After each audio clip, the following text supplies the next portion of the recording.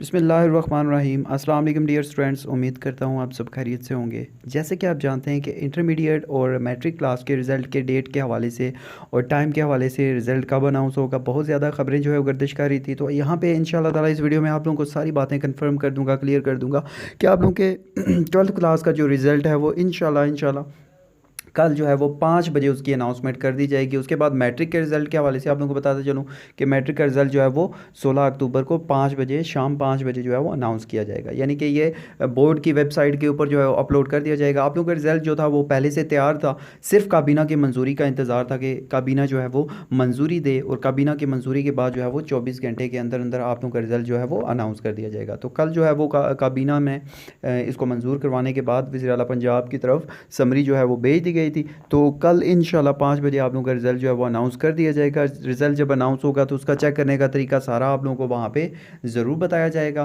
तो चैनल को सब्सक्राइब कर लें। इंशाल्लाह ताला मज़ीद अपडेटेड वीडियो आप लोगों को मिलती रहेंगी, और आप लोगों को बाकी मैथ्स के, कंप्यूटर के लेक्चर्स भी हमारे चैनल से प्रोवाइड होते रहेंगे। तो होप सो आप लोगों को वीडियो अच्छी लगी होगी। वीडियो अच्छी लगी है तो यार लाइक करना, एक अच्छा सा कमेंट छोड़ना, और तमाम स्टूडेंट्स के लिए दुआ है कि तमाम स्टूडेंट्स अच्छे नंबरों के साथ पास हो जाएँ। आमीन ज़रूर लिखिएगा।